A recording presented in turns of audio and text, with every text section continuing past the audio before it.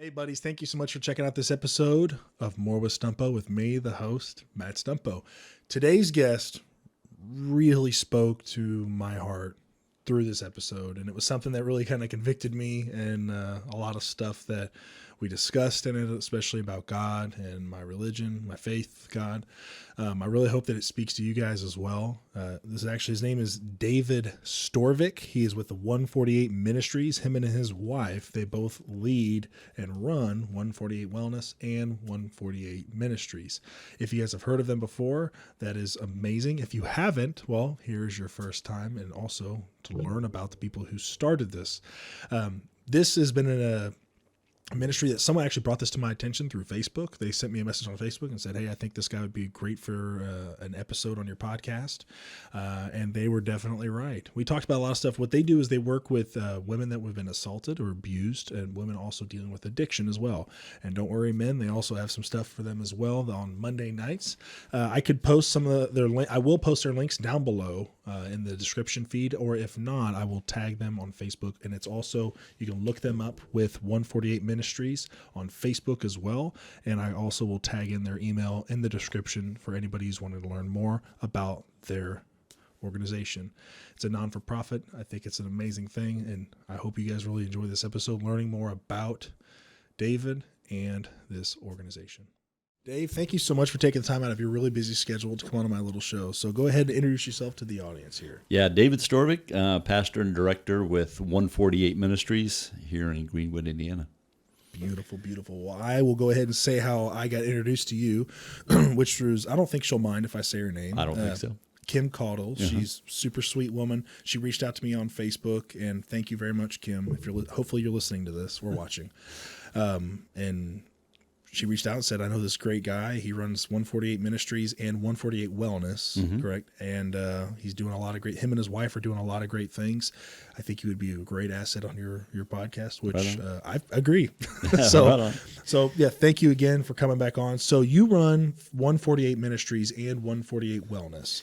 So can you explain to us listening in on what that is? Yeah, so 148 Ministries is a Christian nonprofit ministry that we formed. My wife and I formed back in 2017. And 148 Ministries goes into residential treatment centers, and we provide programming for them on site. So we do workouts on site. My wife's a personal trainer. We do what's called workout and worship. So we'll go in and we'll do a workout for them, a circuit training workout, and then we'll bring in food and things like that. We either do a worship service on site or a Bible study discussion group, depending on what the facility wants. And so we do that at multiple locations, multiple times a week throughout Indianapolis and surrounding areas. 148 Wellness is actually owned by Chris Walker, and he's our partner in this, where he approached us back in 2019 and said, hey, I have an idea. I have a business plan for a gym, and I would really like to do something with you guys. And so the three of us had coffee, I think it was in November, and 3 months later, we opened up a gym, and that's why it's called 148 Wellness. So the branding is similar, the logo is the same, the name is just different, right? It's just Ministries versus Wellness. So, and that particular gym and location is located in Greenwood, right off of. It's at 400 Bird Way, which is right off 65 and Main Street, there in Greenwood. And it's a full-service gym where it's open 24 hours a day. You can have personal training there. We have hybrid personal training, which is classes of 6 people or less. Chris is a PTA, so he does physical therapy there. We have localized cryotherapy. Really? We have another physical therapist that's starting with us actually this week. And so we offer a lot of different things, infrared sauna, medical grade massage chair. And so there's a lot of different things. It's a wellness approach, right? So, so we do that. And then I also do, the ministry offices are located in the same building. And so we do counseling out of there. I do counseling for marital, premarital, depression, anxiety, those types of things. And then if we have somebody that's court ordered for addiction counseling, we have another counselor who's licensed in addiction, and she covers those clients. So when you guys are talking about doing like the localized cryotherapy stuff, and that's obviously for people that are into the gym. So Right. do they have to have a membership for the gym to do a lot of that kind of stuff? So if you want physical therapy or localized cryotherapy, that type of thing, you can pay for that per session. So Okay.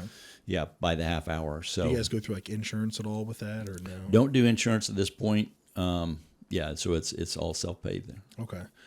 That's really interesting. So what got you guys into doing assisting women, battered women, assaulted women, or women addicted Yeah. to whichever? Right. What got you Yeah. started? So I personally am in 25 years sober myself, and so Congratulations. yeah, thanks. And so I've been through an addiction and been on the other side. My wife has been through a 18-year food addiction issue, and she's on the other side of that. She went on a mission trip back in 2017 to. I'm sorry. You keep talking. I'm gonna just She, chasing her phone, and she gets excited, and she starts running. I'm sorry. Yeah, my wife went on a mission trip back in 2017 through another organization to Cambodia for women that had been trafficked in Cambodia. And so she came back and her heart was moved, and she just asked me, she said, well, why can't we do something in our own community for women who have either been trafficked or have suffered from addiction and that type of thing. And I said, I don't know. I don't know why we can't do this. So we started praying, and it was about a year-long process of kind of searching God and searching direction there. And we had an opportunity at an organization downtown to pitch this concept to them of this workout and worship. And they said we would love for you guys to come in and do something like this. So that's when all this kind of started. So. Did you guys, when you first started, so it was through another church when you guys first started, or who helped support that event? We were self-supported. We Really? So yeah, you just took all the risk on yourself? we did. We started the nonprofit ourselves, my wife and I, and we were self-funded for at least the first year or so of the nonprofit, and so.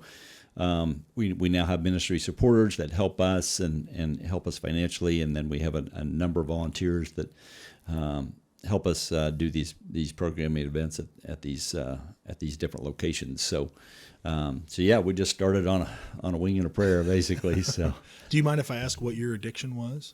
alcohol. Alcohol? Yep. Wow. Mm-hmm. Yep. Was it beer? Was it liquor, or did it not matter? It was a little bit of both. Mainly beer, but. Yeah, it was came to a point where I couldn't control it, and it was causing me to do things that I wasn't proud of, you know. And I was driving home one night drunk, and I had faith in Christ, and at that time in my life too, and it's like God spoke to me, and He reminded me of this verse. He said, if your hand causes you to sin, you need to cut it off. And in that moment, I made a promise to God that I would cut that off because it was causing me to sin, you know. And so I drove home that night, drove straight into my garage, went straight to my beer cooler, and opened up every can of beer and poured it out on the ground. Wow. And promised God I'd never touch it again, and I haven't. So That's amazing. Yeah, That is amazing. So there's people that I'll chat with about religion or God, and I don't like always saying the term religion because religious could be anything that you do. Like I pick up my phone religiously. exactly. But they're always talking about like, do you take the Bible literally or metaphorically? And in the beginning, I'd say, well, you take it literally because I didn't fully educate myself on a lot of things. And then they're like, well, what about? And they would say that verse, like, well, what about if your one hand causes sin, you cut it off. I'm like, do you actually cut your hand off? And I'm like, no. And then he's like, well, you just said you take it literally. I'm like, oh my gosh, I guess I need to educate myself. Yeah. So then I started like reading into it and Sure. stuff like that.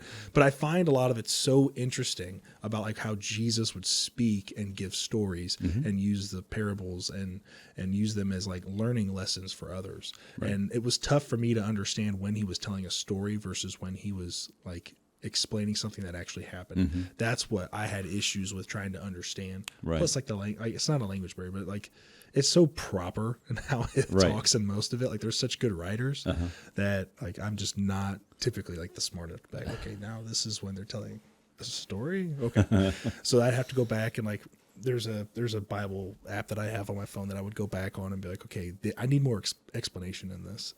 But you're a pastor, correct?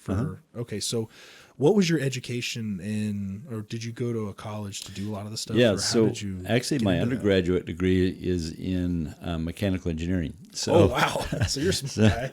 so I don't know about that, but I did get a degree. So no, I spent the first, out of college, spent first 20, 25 years in engineering, believe it or not. And so did that for, it was a great career and did that for a long time, but really felt the call of God on my heart.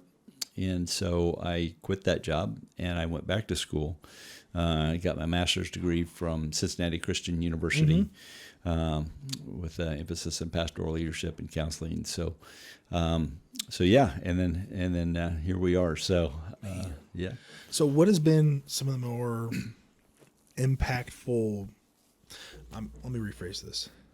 What has been something that you guys doing this organization that has really come about that has kind of fixed your focus and made you even more motivated? Is it the amount of women that have been coming to you guys? Is it the business side of things where it's starting to grow and you're like, well, this can really turn into something great? Or do you kind of understand what my question is? So we always, before we go into these centers, we always pray, right? And it's just like, God, would you please just speak through us and be present while we're there. And we don't ever know how how God's going to show up. We always know He will. Last year we had a girl. When you asked me the question, this story popped in my mind. But we had a girl, and her name was Alicia. And after one of our services, she came to me and she said, "I've never been baptized." And I said, "We can take care of that.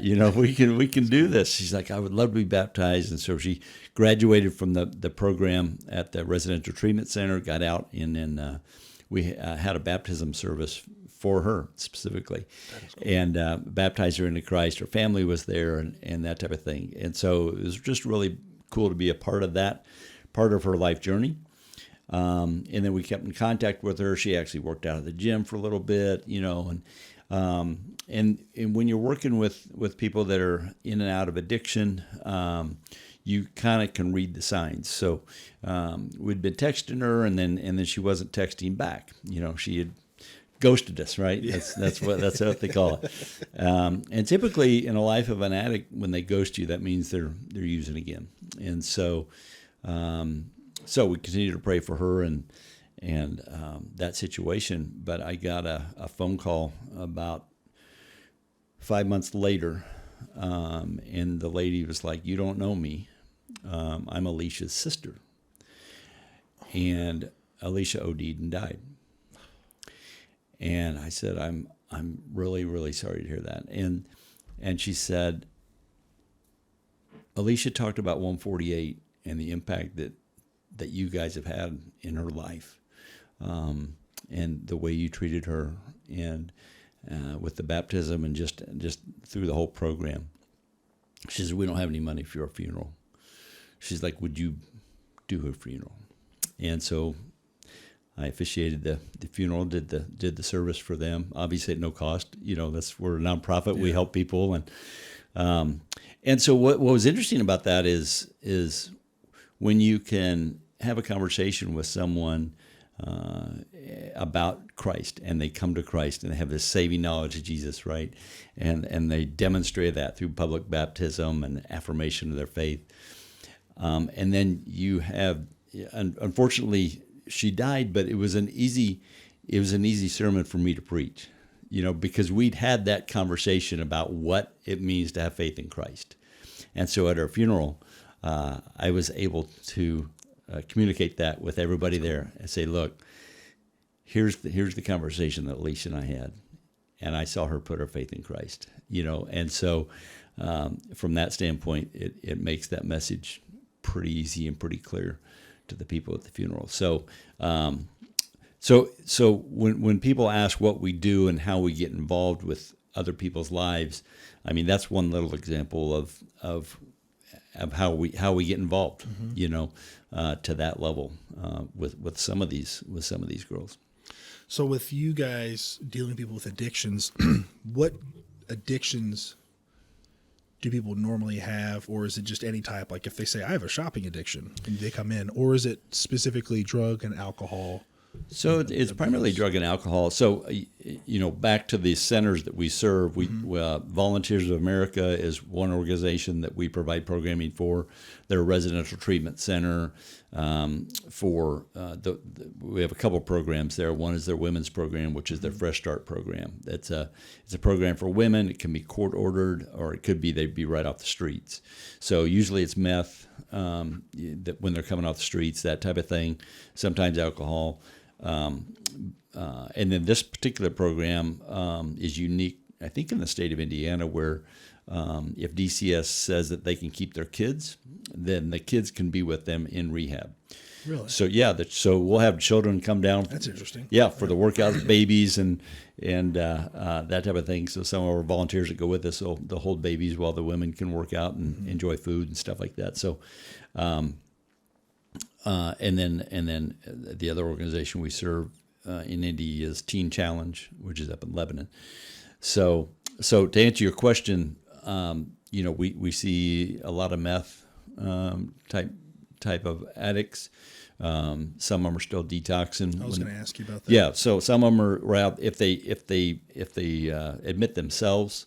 Some of them are right off the streets, days off of meth. So we're still dealing with withdrawals and stuff like that. So, do you have like medical staff on standby, or do you guys just? They have people there. Okay. So we don't provide that, but they have people there. So I'm sure you guys have gotten pretty accustomed to seeing those signs of like withdrawal and people dealing with those types of situations. Yeah, especially when you're trying to do a workout, so it doesn't go well. I mean, yeah, increasing the heart rate, sweating, shaking. They can work out for about 45 seconds, and then they got to sit down. So yeah, we do see a lot of that. But do you guys? Oh, this is a question I've been wondering. Do you guys do the sermon first, then do the workout, or do you guys do the workout then the sermon? Now we wear them out, and then wear them out first, so they can't leave. Yeah.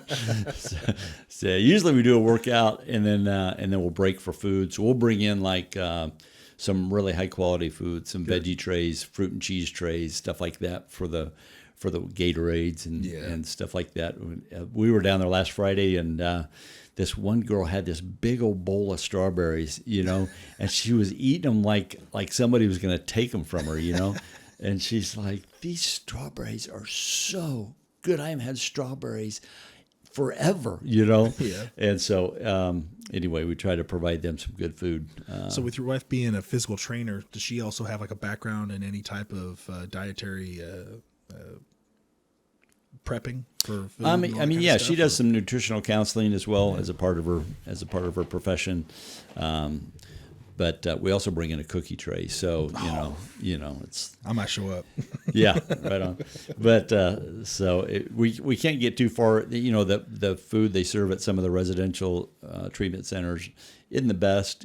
So we like to bring in some stuff that they don't typically have. So.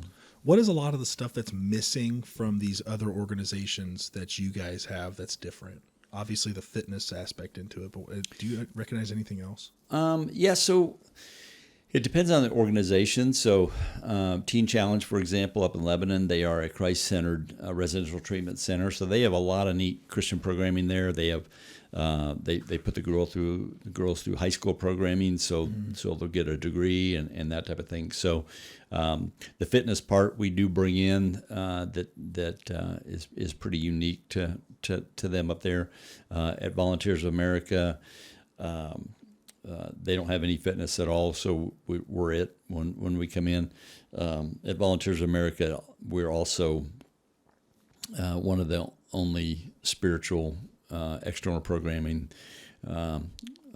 organizations that come in and provide that programming for them as well. So you may not know the answer to this question, which is okay, but do you think that combining fitness and God both together into a rehabilitation program suits better for the victims, or do you think it's one or the other that suits better? Do you think fitness really brings them in to like get their heart rate going, physically straining themselves to where they're like, okay, I kind of like challenging myself mentally now. I'm starting to grow internally, but also throwing in a little bit of that aspect of Christ in there too. So now not only are they physically growing, but spiritually they're growing. Do you notice a big change in their, do you notice a lowering risk in their habits of going back into what it used to be, like for the drugs? Yeah, I don't know. That's a good question. It's a multifaceted question. So it's really tough because it's a hard question to quantify a number to. Right. I mean, just when you were talking through that, that's how 148 came to be, was the verse 1 Timothy 4:8, which combines the two. Okay. It says, for physical training is of some value, but godliness has value for all things. It has eternal value. That's what 1 Timothy 4:8, that's where 148 comes from, is combining the physical and the spiritual. So Paul talked about that in 1 Timothy. So that's where we came up with the idea of 148. So it's in the book, it's in the book. It's in the book. It's in the book.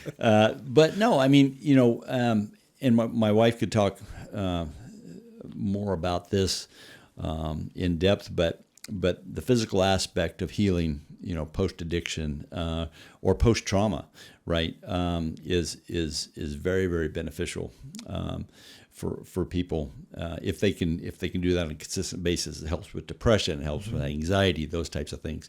I don't know if I would go so far as to say it helps keep them off the streets, although we're all addicted to something, know. So you can trade meth for sugar, or it's the new white drug. And so some people will trade a drug for physical activity, right? And then they will just pour themselves into fitness, for example, and go that way. So so I don't know if I could go as far as it keeps them off the streets, but we certainly hope it gives them a springboard into what the possibility could be. It's interesting that you bring up you trading one thing for the other. If obviously I don't look extremely fit right now because I'm wearing a sweatshirt and stuff, but if I was not in the gym, I'd be addicted to some type of drug because it's just the feeling that I get from the gym and doing all that stuff, staying active is just, it's pleasing to my body knowing when I leave the gym, I feel amazing. Yeah. So I can only imagine what it's like for somebody who's lived a life of, just doing drugs all the time to getting off drugs. Now all of a sudden I'm in a workout plan that people are focused on me themselves, and also I'm getting spiritually fed. Yeah. I couldn't even imagine how that must feel. Yeah. But yeah, I would definitely be a drug addicted fool if I didn't have the gym right now. Right on. What has been something that has really spoken to you this entire time while doing it? Like, do you have any other plans or ideas to further this? So, in the past couple of years, we have a board of directors, obviously, that helps lead and guide the direction of the ministry. But one of the things that we've talked about is, not pushing our own agenda, and letting the growth happen organically. Or, in other words, where does God want to take this? What's his plan and purpose for 148 and where it should go. And so, word of mouth. Kim calls you. We are on a podcast, a couple of weeks later, so that's an organic type thing where I believe it's God orchestrated, where you put people in your life and then you follow that direction, so we're getting ready to start a new program down in Evansville, Indiana, at one of the Volunteer of America's residential treatment centers down there. And that was another example of an organic or God ordained growth of 148. We never thought we'd be in Evansville, Indiana. Really? But we had a connection at Ascension St. Vincent Hospital down there. In my conversation with them, they have a staff of chaplains and exercise physiologists that would like to volunteer their time in their own community. And That's cool. So next month we're going down there to train them as 148 ministry volunteers, and then they'll provide the programming according to our structure at that residential treatment center down there. So what type of growth have you gotten from this whole thing? Personally? Mm-hmm. That's another great question. I think that I think just that. I think, I'm kind of a type A kind of guy, so line them up, knock them down, get it done. Let's rock and roll. Let's get this deal going. And so what I've had to do, honestly, is step back and just say, okay, God, what do you want? I can push David's agenda all day long, and do whatever. But what is it that you want to do? And I think when we do that, especially in our faith life, we get over ourselves. We get past ourselves. You know what I mean? And it's like, okay, God, I can't do this. I can't do this at all on my own. I need you. So it's kind of almost a recommitment to your faith in trusting God with this organization, with this purpose, with this plan, with this mission, and see what He has in store. Does that make sense? It does make sense. Yeah. So honestly, for me personally, it's been growth that way, in stepping back. How much stress was relieved after you stepped back? A lot. Well, my wife's like all the time. She's, when we first started this thing, she's like, "What do you think?" And I'm like, "We're going nationwide." And I was like, "Here we go. We're going nationwide. All or nothing." Yeah, let's go. And she's like, "Okay." She's like, "Let's take a step back here. What are we really doing here?" So yeah. No, I think it's to answer your question, I think it does relieve stress. I mean, it's the same thing with the direction in our lives personally, right? You can take charge of your life and try to make things happen and try to define your own destiny and direction, or you can actually have faith that God is in control and to follow His lead and His plan and His purpose for your life. And I'd rather go that direction. That is so difficult though, because once you start, like me being a young guy, right? I'm still on my journey. Mm-hmm. And it is so hard to sit back and be like, okay, I'm not going to be the naturally young, aggressive guy anymore. I'm going to let somebody else who I've never physically seen, but I'm going to let somebody else run this. Mm-hmm. And it's so difficult to do that because like in every aspect of my life, I am trying to let God back into my life. I can't say let Him back in because obviously He's always there, but I'm trying to open that door again to where I'm not as like closed off. Sure.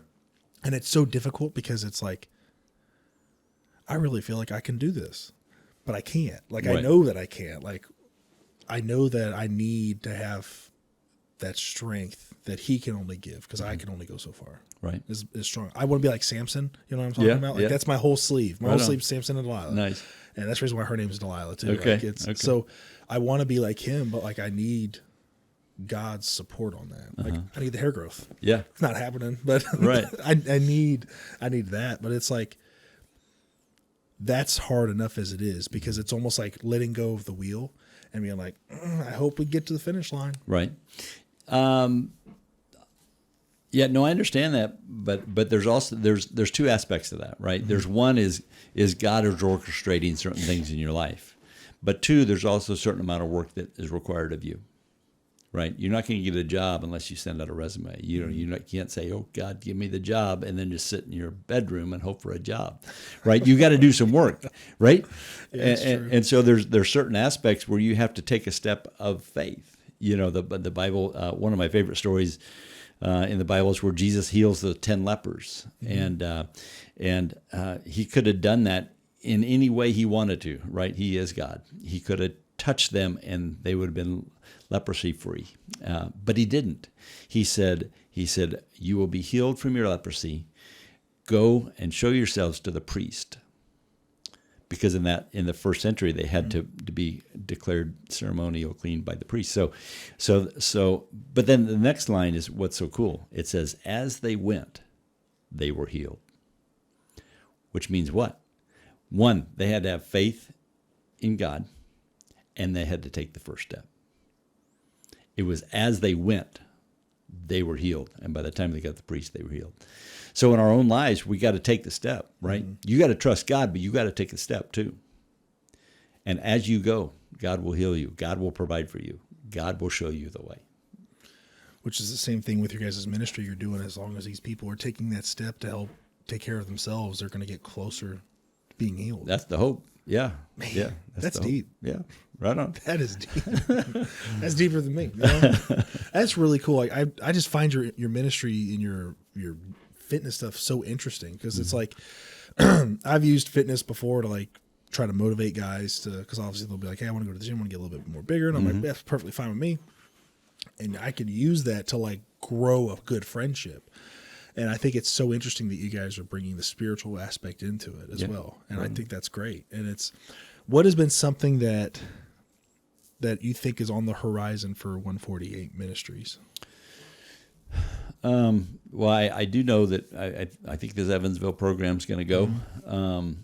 We all the people are in place. It's just a matter of logistics now to get that going down there. So that's exciting. That was never really on the radar. So that'll be cool to see that program get initiated down there. So that's kind of neat. The other cool thing that is really interesting too. You talked about the gym and 148 Wellness. A lot of our volunteers that help us in the ministry actually are gym members. That's cool. So they come to the gym and they're like, "Oh, we want to work out," and they're like, "Oh, we call it my wife says never use hashtags anymore. It's old school, but it's hashtag gym with a mission, right?" So I would do the hashtag thing. So what's the new thing they're doing? So that way I can learn. I don't know. That's just it. I'm still doing the hashtag. So. But a lot of our volunteers, then they learn about the ministry when they come to the gym, and they say, "Well, I want to be a part of that. I want. Can I help? Can I go to these things? Can I meet these girls? Can I interact?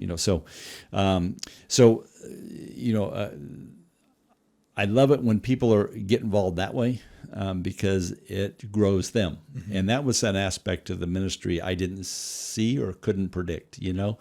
Where volunteers have come to me and said, ever since I've got involved with this, my faith has increased. We think we're going to serve others, which we do, but it's actually the faith of volunteers that increase. So that is one growth aspect that wasn't even on the radar either. It's cool to see people's faith increase just out of service. So that's one thing. The other thing that I didn't see happen, and this actually is happening right now, is last fall, Indiana Wesleyan University reached out to us. They have a campus on the south side of Indy, occupational therapy, tied with religion. It's Wesleyan. And they asked if their students could do their field work with us this spring. And so I said, yeah, sure, let's give it a go, And so we have 4 students that are attending a lot of our programming now with us. They're occupational therapy students. And they shadowed our physical therapists at the gym. They've gone into residential treatment centers with us. They have interacted with the girls and participated. And so that's kind of an interesting aspect. You talked about where do I see it going. I never predicted that either, right? I never predicted that a university would contact us and ask us to have their students tag along. And so that's been kind of cool. And in there, they asked me to do an orientation before they got started, just explain about the ministry and what they do. And one of the things I told these girls is I said, look, you're gonna graduate as occupational therapists, and you're gonna be in front of people every day. And I said, you are certainly going to help them with the physical aspects of their life, but you also can be an evangelist for Jesus in that moment as well. So you can encourage them. You can be ambassador for Christ as you're helping them physically. So that's just another way to tie the physical and spiritual together for these young girls. So has it really created a different way that you look at people with addiction doing this? Yeah, I mean, coming from addiction myself, I understand what it takes to get past that. I understand the stigma attached to that, especially when you're in the midst of it. We see that people will marginalize these people in society, right? If someone addicted to meth comes up to you on the street, how are you going to react to them, right? Our society marginalizes those people. So the other thing that happens too is that what people don't really understand in the life of an addict is they're typically in their recovery. There's multiple relapses that happen. So they're clean for a while, and then they'll use, and then they're clean and use. So it's a cycle of kind of in and out of drug use, and we see these girls come back to the same center multiple times. And what's interesting about that is, and this is where maybe society could do a little better is once a person relapses, they're like, oh, they're done, they're done. And we'll have girls come up to us in these programs that are just crying, just broken, and they apologize to us. And they say, well, I'm so sorry, I relapsed. I'm so sorry, And I said, well, look, why don't we start from today? Why don't we start from right now? I said, it's okay. Let's look forward. Let's not look back, and let's take that approach instead of beating ourselves up for the past. Let's move forward and accept God's forgiveness in this and move forward.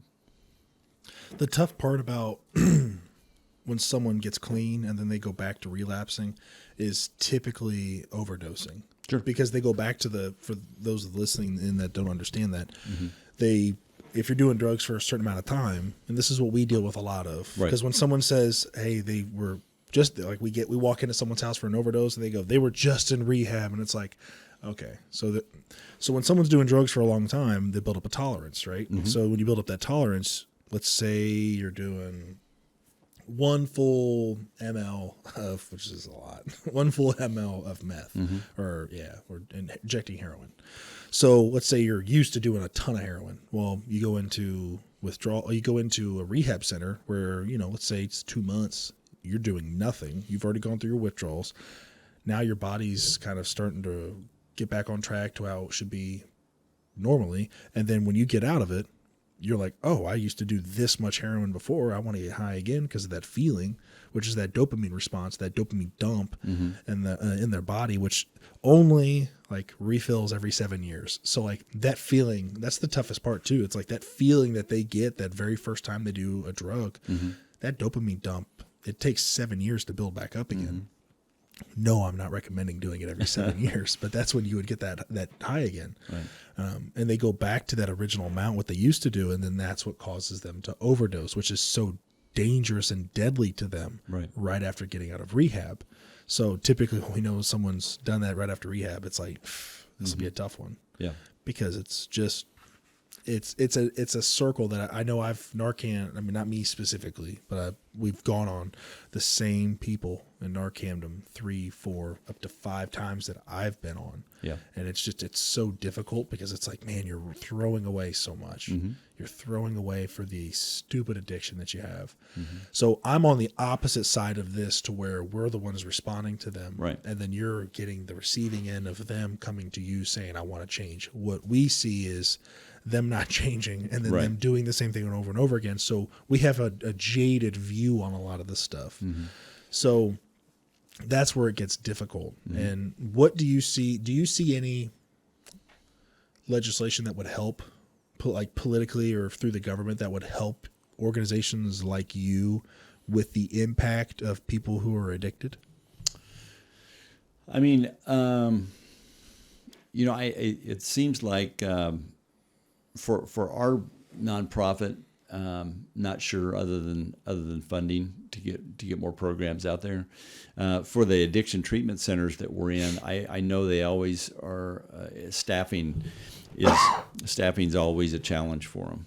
So I see a lot of turnover there, and so I don't know if there's something that can be done,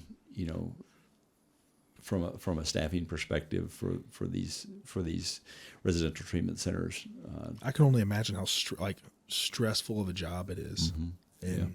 I mean, I've not talked with somebody from an addiction center before, but I have talked with somebody who ran the 117 Isaiah 117 house, Mm-hmm. and from what they were talking about with dealing with caseworkers for children, their turnover rate is extremely high, Right. which I was surprised to hear about that. Once I've understood of why it is that high, it's surprising that there's not more to help Mm-hmm. on that. And Yeah.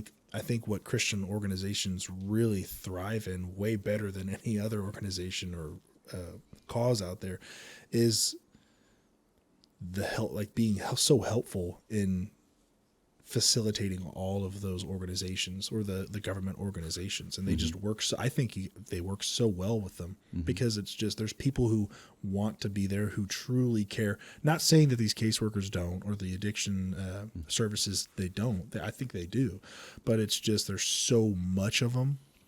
The people that are addicted that come to them, and I think it's really overwhelming. And sure. I think it's the same way with caseworkers, from my understanding. Right. Yeah. Do you guys specifically work with similar cases, with caseworkers, with these people? Are they called addiction caseworkers or counselors? Yeah, counselors? we don't not at the treatment centers. We don't. So we're more providing programming when we're on site.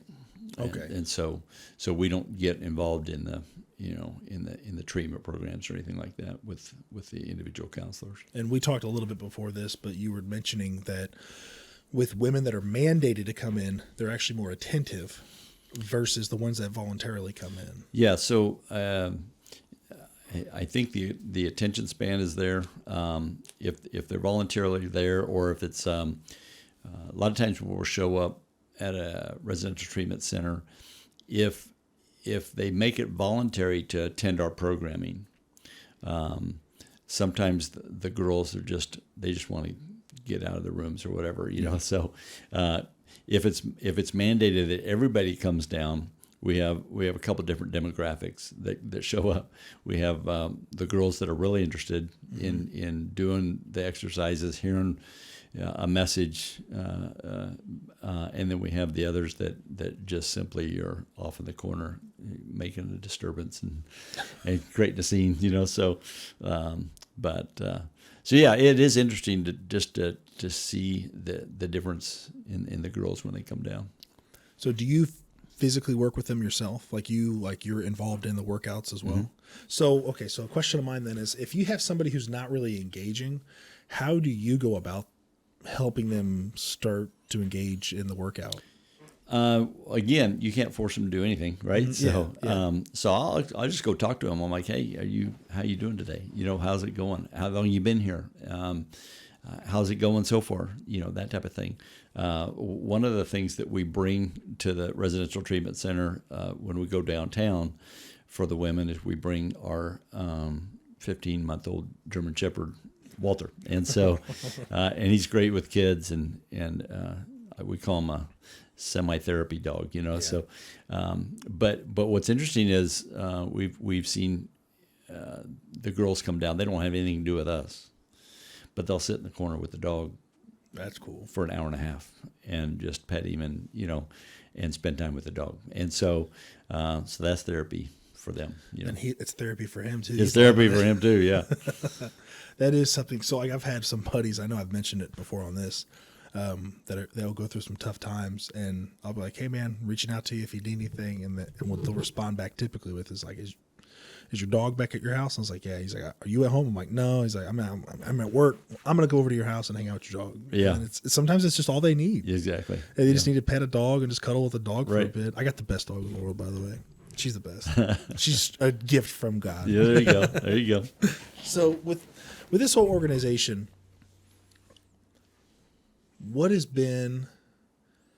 has there ever been any struggles that you and your wife have had throughout this whole thing, or has this brought you guys closer together? It's honestly a lot to both run an organization and provide the programming too. So it was just us two starting out, right? Yeah. So we were doing that. And it does take a lot out of you, whether that's preparing a message or preparing a workout or, going to Sam's Club and buying all the food and packing the truck up and, unloading and loading and all that. It can be a lot on a weekly basis, week in, week out. You got to, we are a nonprofit, so we have to raise funds to provide all this stuff. So there's a little bit of financial stress there, year over year to make sure that happens. I think, it's, when we get involved in some of these girls' lives and even with our volunteers, it is kind of rewarding to see, especially for me personally, see people either come to faith in Christ or their faith in Christ grows, and that's why we're doing what we're doing. Is the bottom line. So when we see that, we're both encouraged for sure. And we have we're a pretty good team where we'll cheer each other on. Mm-hmm. If one person's down, the other one will lift them up, type of thing. So I think we make a pretty good team that way. What church do you guys go to around here? Do you guys go to a church around here, or do you do your own? So we have, post-COVID, it's been weird, It honestly, I'll tell you what, man. It really, it's just, what we've been doing recently is, we hit about three sermons on a Sunday morning online, type of thing. And what's interesting about that is you can tap into all the good preachers across the nation, yes. And locally. There's some neat local churches here as well. So we listen to a few of those. And then the other thing that we do is we have a pretty long commute in the morning.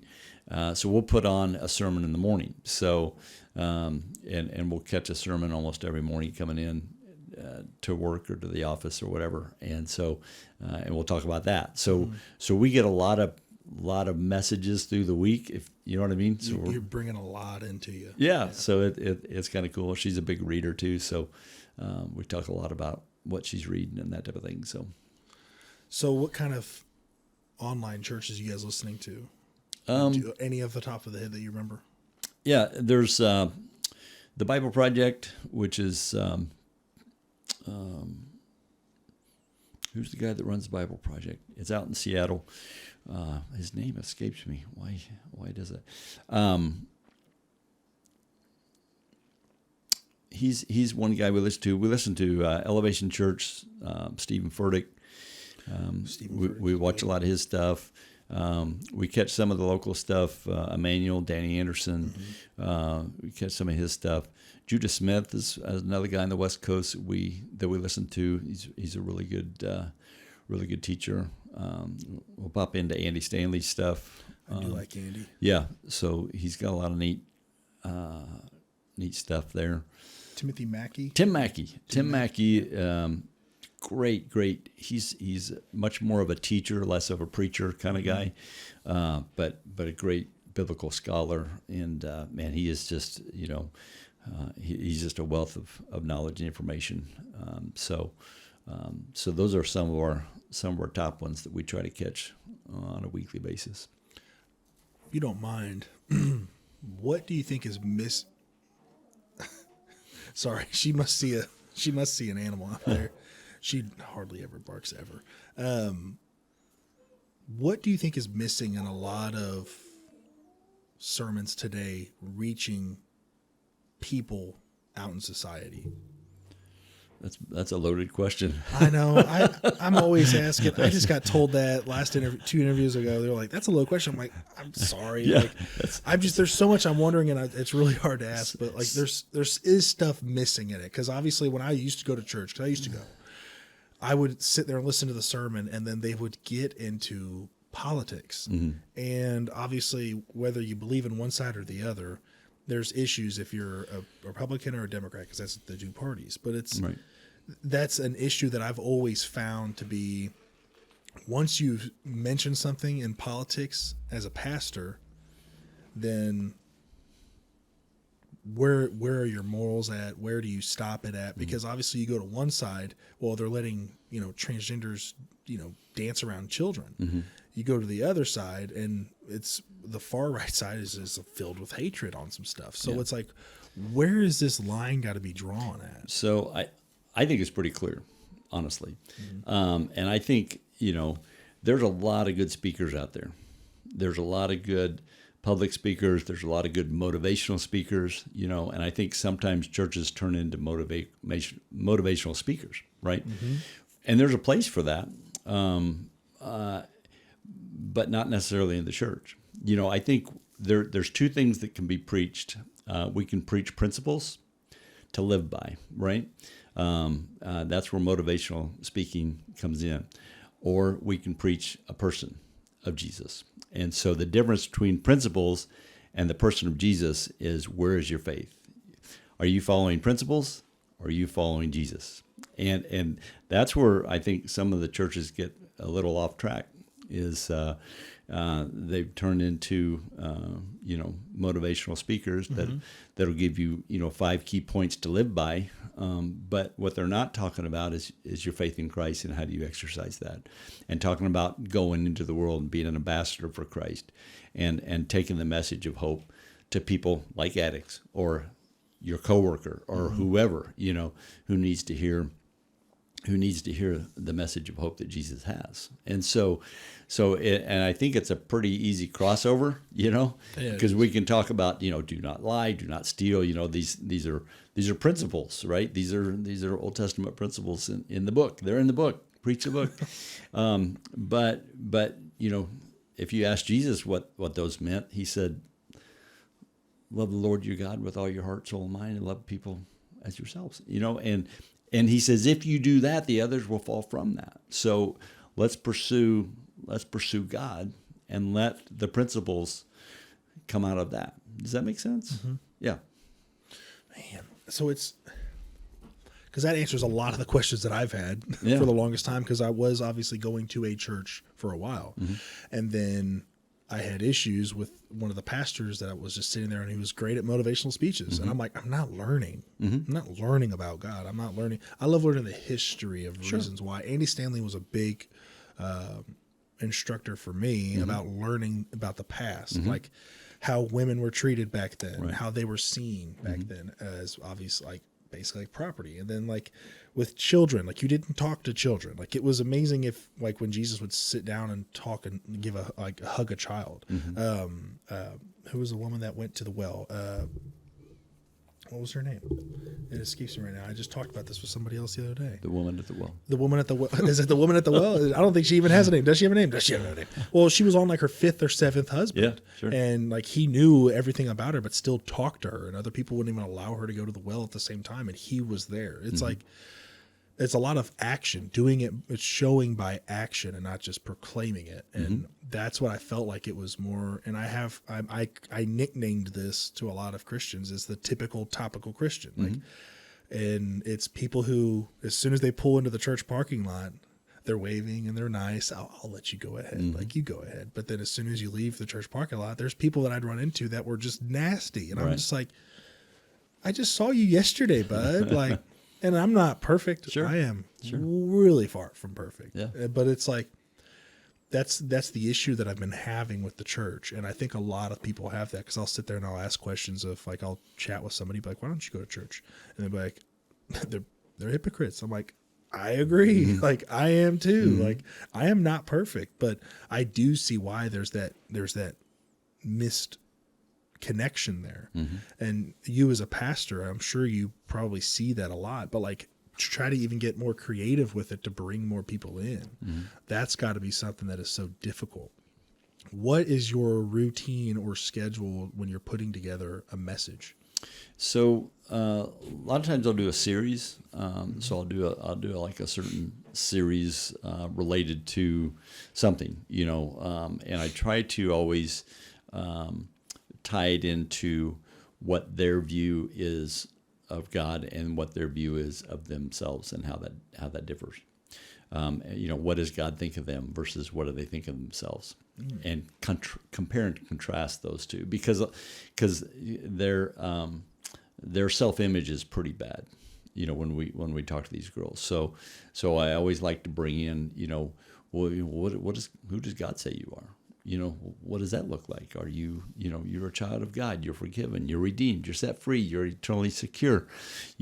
Why don't we talk about some of those labels instead of addict or failure or, those types of things.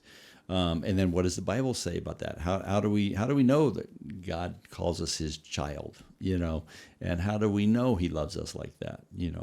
How do we know that his love is unconditional? So I try to think about some of those things, and I try to make it a little more, you can't approach like what we do like a church sermon. You just can't. You'll lose them in the first 45 seconds. Yeah. So you've got to. That's why it's a little more interactive than sitting in a pew. I will open the service up, and I'll ask them, have they seen God lately? Where have you seen God? Have you seen God in your life? What does that even look like? How do we know if we see God in our life? Those types of questions to kind of get them thinking a little bit about relationally, what does God mean to them? How is he acting and interacting with them?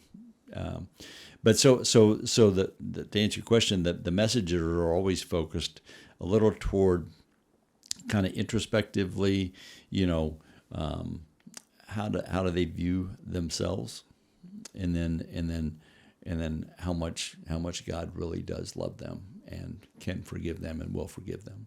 Do you ever work with any psychologists with anything with these ladies?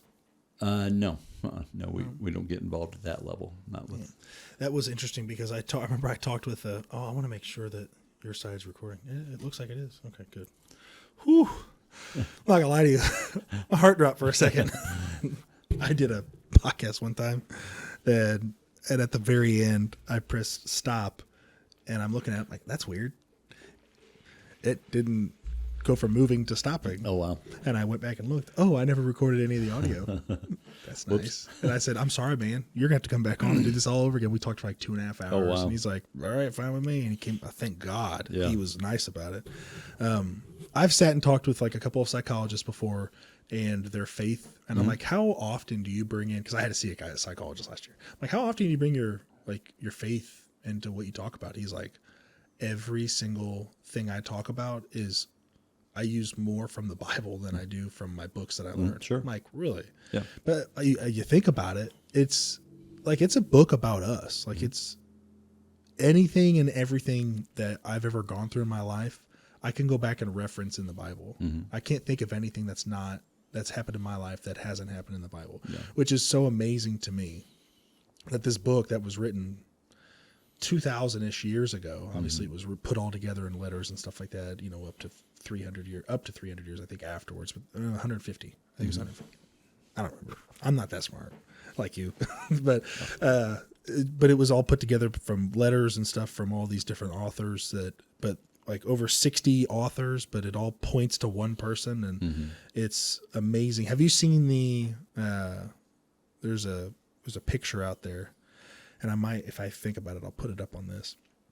But all of the stuff from the Old Testament that talks about the New Testament that talks about from the Old Testament, all the prophecies that were confirmed, just the amount of them, just it looks like thousands. It just looks like thousands of them, just back and forth in this picture. It's actually a really pretty picture. But that was something when I talked to that psychologist about it. I'm like, how often do you reference the Bible in a lot of things? He's like, it's almost all the time. But he doesn't sit there and preach to people. Right. But he's just like, I can go back and talk about stuff in the Bible and use it. Like I've even used it for leadership. Like I've gone back in the Bible about leadership. Sure. And like use it at the firehouse. And I've been told before from a friend at the fire department, this was back in the day, he goes, there's no room for God at the firehouse. And I was amazed because I was like, really? And I just didn't say anything after that because I was just like kind of blown away when I heard that. And I was sitting there trying to think, I'm like, why would they say that? Like, could I imagine not having God with me at work? Because this lady that we just went on that died, like, I'm fit and I'm sitting there thinking, like, I've done plenty of these now where I'm on a cardiac arrest, we're pumping on someone's chest, and I'm sitting there thinking, like, this person right now is standing in front of God, like, or at least in front of somebody, like in front of like one of the angels or God, like they're in line, like sitting there waiting, like just talking to everybody else that's in line too. It's like they're witnessing this, and I'm here. Yeah. Like, it's depressing that I'm here and they're there, right, and they're not in pain, like, and you're just sitting there just staring at them. And it's like, I think about that kind of stuff because I'm involved in it now. You know, just yesterday we had somebody who passed away. So like sitting there and I walked in, I kind of put my head around. I'm like, this woman's better. Like, she's better off than me right now. Right. I'm kind of jealous. Right. Like, yeah. But that's just stuff that I just start to think about. Like, I could not imagine not bringing God into my workplace. I couldn't imagine. Yeah. Now, I'm not going in preaching, but it's just, it was amazing to hear that and to think that there's a lot of people that are out there like that. It brings up such a more depressing setting. I think that if you're going to go through traumas, I mean, if you're healthy, you don't go to a doctor. Like, when you're sick, you go to a doctor, like you see Jesus, like, and that's when a lot of people are just like, they're down and low, and that's when they're seeking Jesus. But like when they get up higher, like, I know that I've done this, like, I'm feeling great, doing good. It's all me. Like, it wasn't, because someone gave you that motivation. Someone gave you those obstacles in your life that knew that that's how it's going to grow you. And that's something that I have to focus back on all the time. And it is, I'm not going to lie to you, I have failed on that many times. Yeah. And it's just, what have you known with your growth with Christ? Like, in this, from the beginning of when you started the 148 Ministries, have you noticed an insane amount of growth with your faith? You know, I think that it goes back. I've seen growth in my trust in God.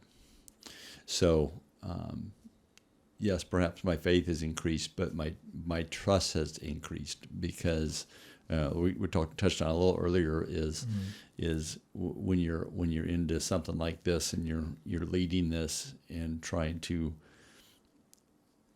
follow God's prompting. It's do you trust yourself or do you trust God in this process? You know, you have a choice. You have a choice. So I think it's helped me in that way, in increasing the amount of trust I have in God and His plan and purpose. Do you ever have people that went through your program that come back to volunteer? Yeah. You do? Yeah, we have one. Actually, we have a girl. She went through one of the residentials. She relapsed. She did some jail time, and so while she was in jail, we provided funding for her. The ministry did. Commissary account, and we would talk to her every Sunday on the phone. She'd call us, and I'll circle back around. We're going to bring her in. But so while she was in, she was like, when I get out, I'm going to help you guys, and I'm going to volunteer for you, and I'm going to go to your things, and I'm going to speak. And I'm like, I want you to do all that. I said, well, why don't you do something right now? She said, what are you talking about? I said, what kind of programming do you guys listen to? She's like, well, we like Joyce Meyer. I'm like, all right. I said, why don't you lead the Joyce Meyer Bible study in the wing of your prison? She's like, are you serious? I'm like, yeah. I said, you need to do it. She's like, okay, how do I do it? And so we bought Joyce Meyer devotionals, prayer journals, life recovery Bibles, and we had them shipped into the prison from 148 Ministries. And she led a Bible study on the wing of her prison.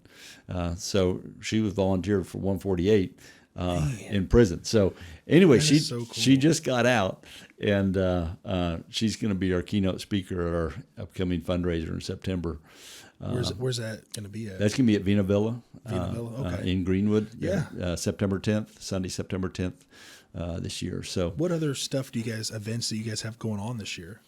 that is our primary fundraiser every year and we've held it there at Vino Villa here in the past few years. It's it's an outdoor venue. We bring in entertainment. It's beautiful there. Beautiful venue. They open the entire restaurant for us and bring in the staff. So they do a great job. So it's on a Sunday. So we have the entire restaurant and we have keynote speakers and it is obviously a fundraiser. So those seats are for sale. So that's the primary fundraiser that we have yearly to raise funding for the ministry, and then we have obviously individual and corporate donors that donate either one time or a recurring monthly donation as well to help us do these things. So that is so cool. So for you guys' gym that you have, is that equipment bought by you guys or was it donated? So the gym, 148 Wellness, that's an actual that's a for-profit business. Okay. And technically that's owned by Chris Walker. Mm-hmm. And so Amber and I run the nonprofit portion. So those are totally separate from a financial standpoint. A portion of the gym's profits go back to help fund the ministry. So they'll donate back to the ministry to help that. So if you're a gym member, you're kind of helping the ministry. You're contributing to it. Yeah. So that's really cool. Yeah, man. So do you ever see any future in men's health and men's addiction? So on Monday nights, Volunteers of America has a residential treatment center for men downtown Indy, and we're down there every Monday night too. Okay. So this is expanded into a men's program as well. I got four guys that run that.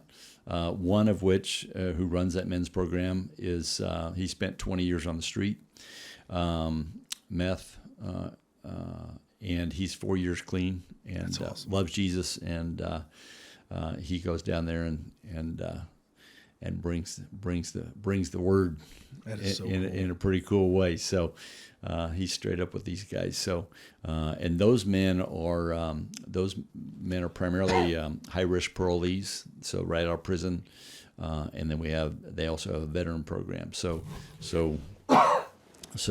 that's a little different than the women's program. Yeah. But it's still same premise. It's we get them moving, and then we don't bring fruit for those guys. We bring pizza. So you bring fruit over there. That's offensive. That's right. They want sausage pepperoni. Oh man, pizza sounds so good right now. Yeah, but no, that's a cool program too. We're down there every Monday night, and those guys do a great job doing that program.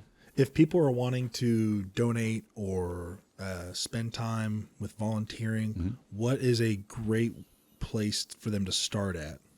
Well, you can check out our website at 148ministries.com, and there's a contact button on there that'll send me an email directly, david@148ministries.com.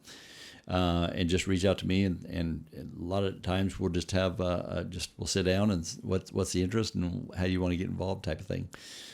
So that's from a volunteer standpoint. There's also obviously a donate button on there that they can donate one time or set up a recurring donation right there on our website as well if they want to contribute financially. And then we have also partnered this year with an organization called Because1.com, and that is a nonprofit platform that features a lot of nonprofits, but we're one of those nonprofits where we have a list of all of our needs on a weekly basis out there and the cost of those. You can purchase a fruit and cheese tray, for example, if you want to, for us to take downtown. So that's cool. Yeah.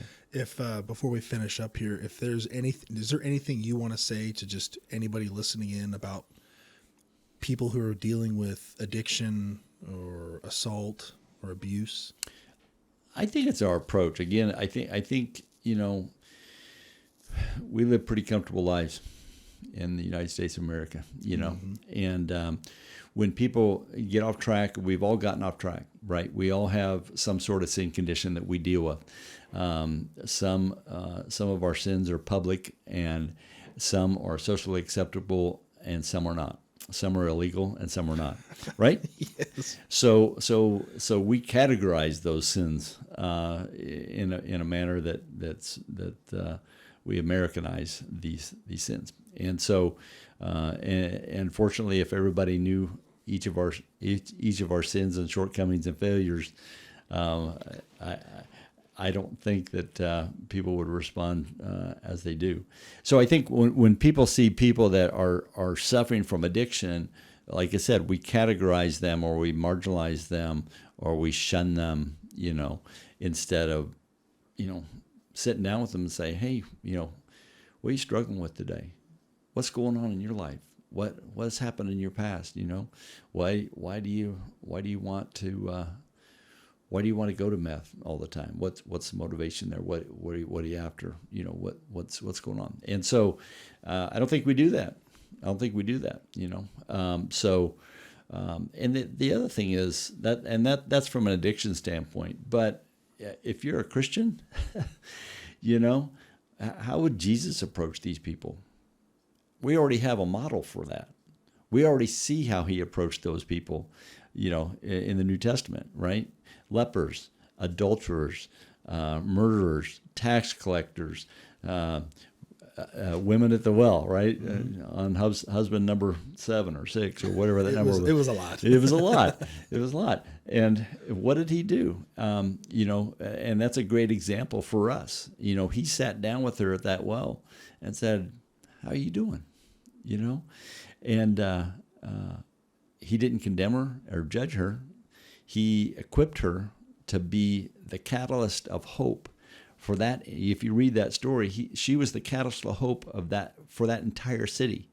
The Bible says that after she talked to Jesus, she ran back to that city and told everybody that she had seen Jesus, and this could be the Messiah.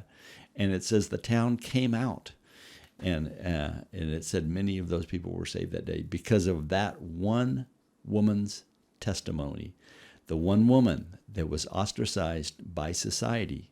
She was at the well at noon because nobody wanted to deal with her at 6 a.m. when they usually got her water. She was the person that Jesus used, not the Pharisees. And so I think that's a lesson for us. Jesus can use us if we're only willing and able to go. Sir, I loved the end of that. That was amazing and it was beautiful. I really appreciate you taking the time just to come and talk with me. Yeah. I know for me, this has actually grown in my faith a little bit more. This is awesome. Amazing. Yeah, that's good. Sir, thank you so much. Yeah, my pleasure. My pleasure. Thanks for having me. We've reached the end of the podcast. Thank you so much for sticking around all the way to the very end. I really do appreciate it from the bottom of my heart. So, what'd you guys think? Did this speak to you? Did this kind of motivate you more to do more for your community or want to help out? Or is it just to make you appreciate people like David and his wife? I know that I definitely appreciate David and his wife, and it's kind of speaking to me about my faith and where I need to be. So again, thank you so much for sticking around all the way to the end of this. It really does mean a lot to me. If I've earned it, or if you believe that I've earned this or deserving of this, follow me or subscribe to the channel. That way you guys can get more content like this. So share this with your friends and family. If those, anyone that you know around you that is dealing with addiction or abuse issues, please talk with them and let them know that you do love them and that you care about them. And also have them try to reach out to 148 Ministries, see if they can get some help. All right, guys, thank you so much and have a blessed day.